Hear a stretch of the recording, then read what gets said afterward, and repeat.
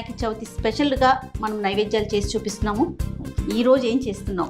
పాల తాలికలు చేద్దాం. ఓకే, ఒక్కొక్క ఊళ్ళో ఒక్కో రకం చెప్పాను కదా. సగ్గు బియ్యం వేస్తాము కొంచెం పాలు చిక్కబడ్డానికి. తర్వాత ఈ బియ్య పిండికి కొంచెం బైండింగ్ కోసం 1 స్పూన్ మైదా పిండి కూడా వేస్తాము. చివరికి బెల్లము పాలు కలిపి ఉడికిస్తాం. ఓకే, మొదట పాలు వేడి చేసుకుందాము.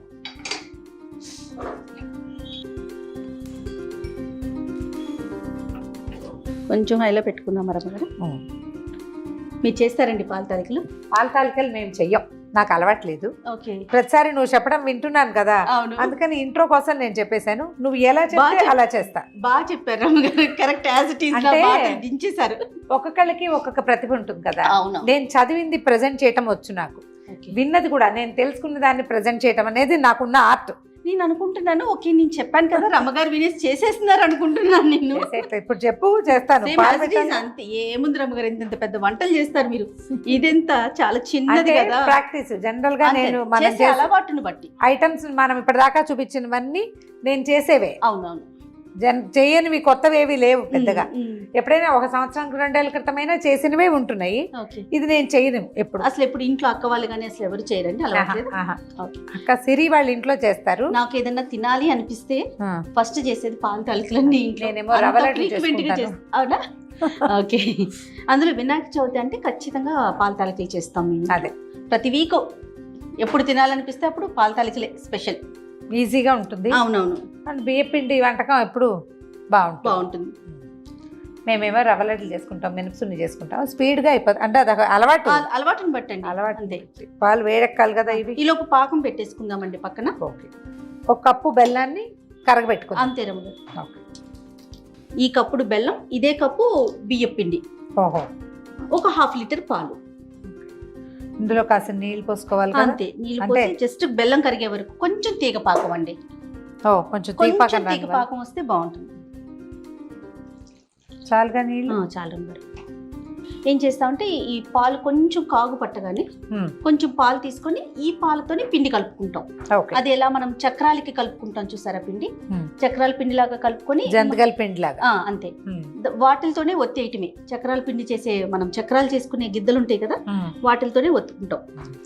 దీంతో చేస్తాము. కొంతమంది ఇట్లా చేతులతో కూడా ఇట్లా చేసుకుంటారట. జంతికలు గొట్టం ఇది చేత్తో చేసేది. చేత్తో చిన్న చిన్న బాల్స్ లాగా చేస్తారు, లేకపోతే ఇట్లా ఇట్లా ఇట్లా ఇట్లా ఇట్లా పాముల్లాగా బారుగా కూడా చేసుకుంటారనమాట.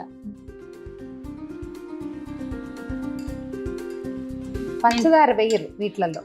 పంచదార పాకంలో వేసుకోము, కానీ పిండి కలిపేటప్పుడు 1-2 స్పూన్లు వేసుకుంటే తాలికలు కూడా కొంచెం తీయగా అనిపిస్తాయి.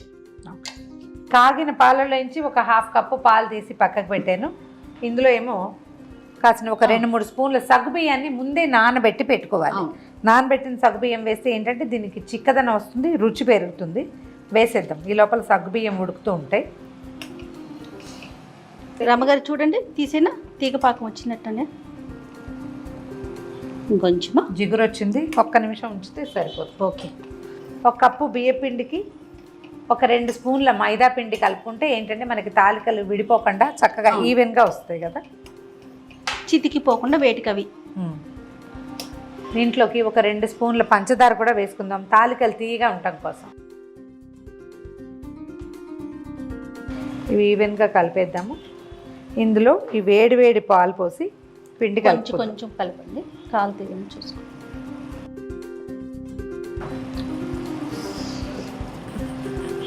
వేడి పాలు పోసేసరికల్లా పంచదార ఆటోమేటిక్గా కరిగిపోతుంది. వీలైతే పంచదారని పొడి చేసి వేసుకోండి, అది ఇంకా హాయిగా ఉంటుంది.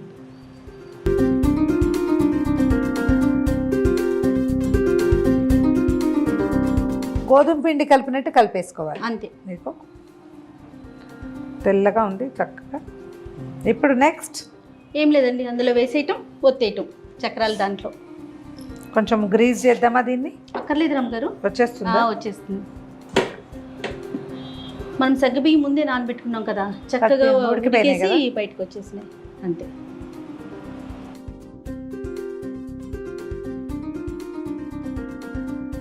అంతేనా?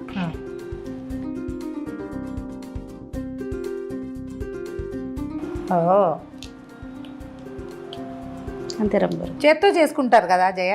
చేత్తో కూడా చేసుకుంటారండి, అది ఎక్కువ టైం తీసుకుంటుందండి. ఓకే, ఒకసారి కదపాలా? ఏం అక్కర్లేదండి, అసలు స్పూనే పెట్టక్కర్లేదు. ఓకే, అవి ఉడికిపోతాయి. రమ్మగారు తాలికలు పైకి వచ్చేస్తున్నాయి కదా, అట్లా అంటే ఉడికిపోయినట్లు. ఓకే, ఇప్పుడు నెక్స్ట్ మనం వేసుకోవటం రెండో విడత మళ్ళీ ఇప్పుడు వేసుకోవచ్చు. ఓకే, చూద్దాం, నేను చేస్తాను ఈసారి. చేయండి. ఓకే జయ, ఇగో నీ పాల తాలికలన్నీ పైకి వచ్చేస్తున్నాయి. అంతే, స్టవ్ ఆఫ్ చేసేయటం. ఒక 2 నిమిషాలు అయినాక అప్పుడు ఈ పాకం ఎత్తి అందులో పోయటం. సో ఈ లోపల జీడిపప్పులు వేయించుకోవాలి. అంతే. సరే.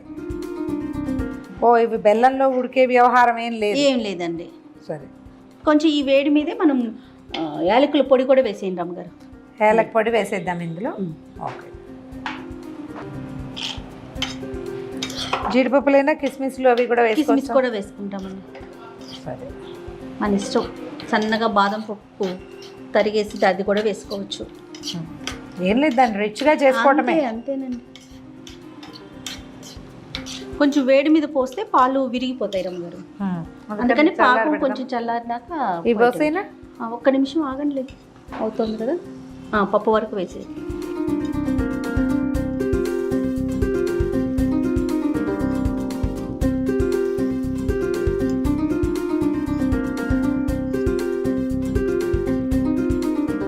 బెల్లం పాకం పోసేది. అట్లాగే బెల్లం కరిగించాక ఒకసారి చూడండి, ఇసక కనుక ఉంటే తప్పకుండా వడపోసుకోండి, మంచిది. ఆర్గానిక్ బెల్లం అయితే ఓకే. ఇప్పుడు కొంచెం పలుచగా అవుతుంది. చల్లారేక మళ్ళీ బిగిసిపోతుందండి.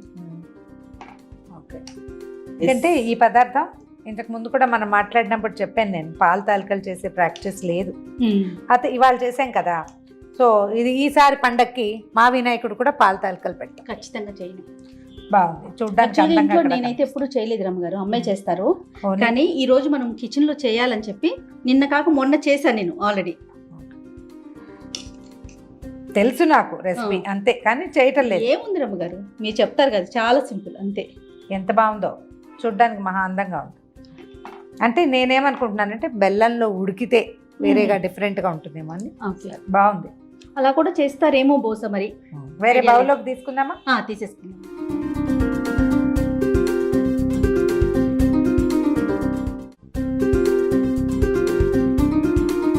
గుమగుమలాడే పాల తాలికలు రెడీగా ఉన్నాయి. వినాయక చవితికి ఇవి చేసే అలవాటు ఉంటే సరే, ఒకవేళ అలవాటు లేని వాళ్ళు, నాలాంటి వాళ్ళు కూడా ఈ రెసిపీ సింపుల్ అండ్ ఈజీయే. కొంచెం ముందు వెనకాల అలవాటు చేసుకుంటే బాగానే ఉంటుంది. చేత్తో కూడా చేసుకోవచ్చు, మనం జంతికల గొట్టంతో కాకుండా నాకు తెలిసిన రెసిపీ అయితే ఇట్లా చేత్తో చేస్తారు. అలా చేసి ఇది చాలా ఈజీగా ఉంది, ట్రై చేసి చూడండి. వినాయకుడికి సమర్పించే అనేక రకాల నైవేద్యాల్లో దీన్ని కూడా భాగంగా చేసుకోండి. ఇంకొక మాట చెప్తాను అమ్మగారు, ఇందులో ఏం చేస్తామంటే ముద్దపప్పు చేసుకుంటాం. ఓకే, ముద్దపప్పు చేసుకుని ముద్దపప్పు, నెయ్యి విత్ పాల తాలికలు కలిపి నైవేద్యం పెట్టి అలా తింటాం. అదే పద్ధతి, అదొక పద్ధతి ప్రకారం, ఏ ఊరి పద్ధతి ప్రకారం ఆ ఊర్లో అలా తింటారు కదా. ట్రై చేసి చూడండి. ఒకవేళ మీరు కూడా ముద్దపప్పు బ్యాచ్ అయితే జిందాబాద్ ముద్దపప్పు. తప్పకుండా ట్రై చేయండి. ఇక ఈ వీడియో కనుక మీకు నచ్చినట్లయితే లైక్ చేయండి, షేర్ చేయండి. మరిన్ని ఇంట్రెస్టింగ్ వీడియోస్ కోసం మా ఛానల్ని సబ్స్క్రైబ్ చేసుకోండి.